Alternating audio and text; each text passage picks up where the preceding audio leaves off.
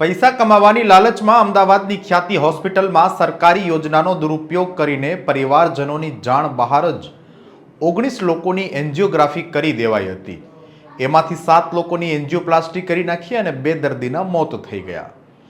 ખ્યાતિ હોસ્પિટલ કાંડ જેવી જ ઘટના જામનગરમાં બની છે, જ્યાં ડોક્ટરે હોસ્પિટલ તંત્રની જાણ બહાર બધું આડેધડ કરીને નિર્દોષ જિંદગીઓ સાથે મોતનો ખેલ ખેલ્યો હોવાની વિગતો સામે આવી છે। જામનગરની જેસીસી હાર્ટ ઇન્સ્ટિટ્યૂટમાં 262 કેસમાંથી 53 કેસમાં જરૂરિયાત વગર કાર્ડિયાક પ્રોસિજર કરવાનો અને 105 કાર્ડિયાક પ્રોસિજરમાં ગેરરીતિ થઈ હોવાનું આરોગ્ય વિભાગની તપાસમાં સામે આવ્યું છે। શું છે આખો મામલો, વિગતે ચર્ચા કરીએ। નમસ્કાર, હું છું રિયાઝ, સ્વરાજમાં આપનું સ્વાગત છે। જામનગરમાં જેસીસી હોસ્પિટલની ઘોર બેદરકારી ઉજાગર થઈ છે। જામનગર ક્રિટિકલ કેર હોસ્પિટલમાં હૃદય સંબંધિત બીમારીઓથી પીડાતા દર્દીઓના 262 કેસમાંથી 53 કેસમાં વગર જરૂરિયાતે કાર્ડિયાક પ્રોસિજર અને 105 કાર્ડિયાક પ્રોસિજરમાં ગેરરીતિ થઈ હોવાનું સામે આવ્યું છે। આ મામલે જામનગરની જેસીસી હાર્ટ ઇન્સ્ટિટ્યૂટને પ્રધાનમંત્રી જન આરોગ્ય યોજનામાંથી સસ્પેન્ડ કરવામાં આવી છે અને સમગ્ર ઘટના મામલે ડોક્ટરને પણ કાર્ડિયોલોજી અને કાર્ડિયોવેસ્ક્યુલર થોરાસિક સર્જરીમાં બેદરકારી રાખવા બદલ સસ્પેન્ડ કરાયા છે। આ સાથે જ ₹6 લાખથી વધુનો દંડ પણ ફટકારવામાં આવ્યો છે। સમગ્ર મામલે હોસ્પિટલ મેનેજમેન્ટ દ્વારા કહેવામાં આવ્યું છે કે અમારી જાણ બહાર તેણે એટલે કે ડોક્ટરે આવું કર્યું છે।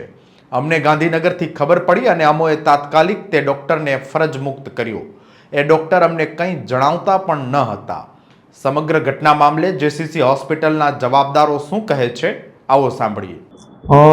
બરાબર છે। હવે જ્યારે પણ અમને ખ્યાલ આવ્યો કે ભાઈ અમારા ડોક્ટર કાર્ડિયોલોજિસ્ટ આવી વસ્તુ કરી રહ્યા છે, ત્યારે તાત્કાલિક અસરથી અમે એમને સસ્પેન્સ કરી દીધા છે અને અહીંથી છૂટા કરી દીધા છે। કેવા પ્રકારની કાર્યવાહી ડોક્ટર દ્વારા કરવામાં આવી હતી અને સરકારના નિર્ણય શેનો સંબંધિત છે? એટલે હવે એ સરકાર કહે છે કે ભાઈ અમુક પ્રકારના કેસીસ બિનજરૂરી કેસ કરેલ છે। ડોક્ટર દ્વારા તો અમને ક્યારે પણ કોઈ પણ સંજોગોમાં ક્યારે પણ એવી જાણ કરવામાં નથી આવી। મેનેજમેન્ટને અંધારામાં રાખી અને મેનેજમેન્ટને કોઈ પણ જાણ કર્યા વગર જ આ વસ્તુ કરેલ છે। અમને જ્યારે ખબર પડી ત્યારે અમને તો એવી ખબર પડી કે અમારું હેમ પોર્ટલ એને સસ્પેન્સ કરી દીધું છે આને કારણે, અને અમે એ જ દિવસથી અમે એમને ત્યાં અમારી હોસ્પિટલમાંથી સસ્પેન્સ કરી દીધા છે। સર, કેટલા વર્ષથી આ સેવા આપતા હતા અને ક્યારે તમારા ધ્યાને આવ્યું અને તમે શું કર્યું? અમારું 1 થી 1.5 વર્ષથી અમારી આ સંસ્થા ચાલુ હતી અને અમારું ધ્યાન છે ગયા શનિવારે કે સોમવાર આવેલું છે અને સોમવારથી જ અમે તાત્કાલિક અસરથી અમે એમને સસ્પેન્સ કરી દીધા છે। હવે તમારા દ્વારા એના ઉપર શું કાર્યવાહી કરવામાં આવશે? એટલે અત્યારે અમે ઓલરેડી એક કાર્યવાહી કરીને એમને રેસ્ટ્રિક્ટ કરી દીધા છે। બાકી અમે અમારા લીગલ એક્શન જે પણ લેવાના થશે અમે એના ઉપર સંપૂર્ણ એક્શન લેશું જ। આરોગ્ય તંત્ર દ્વારા કેવા પ્રકારની કાર્યવાહી હોસ્પિટલ સામે કરવામાં આવી છે?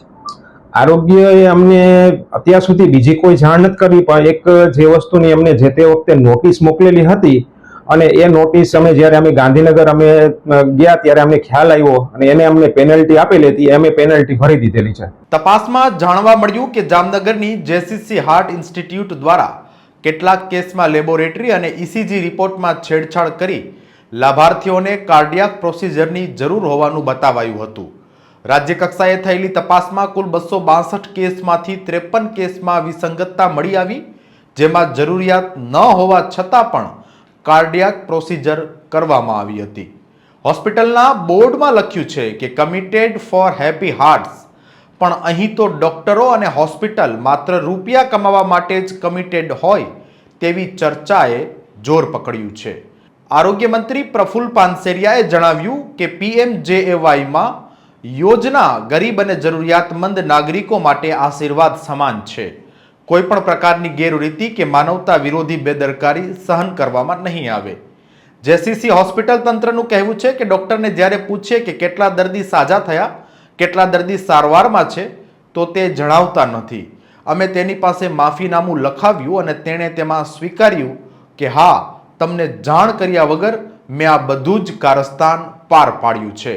હાલ તો સમગ્ર બનાવને લઈ જામનગરના ડોક્ટર વર્તુળમાં ચારેકોર અનેક પ્રકારની ચર્ચા ચાલી રહી છે, પરંતુ આ તમામ ચર્ચા વચ્ચે સૌથી મોટો સવાલ એ છે કે અગાઉ અમદાવાદમાં ખ્યાતિકાંડ થયું.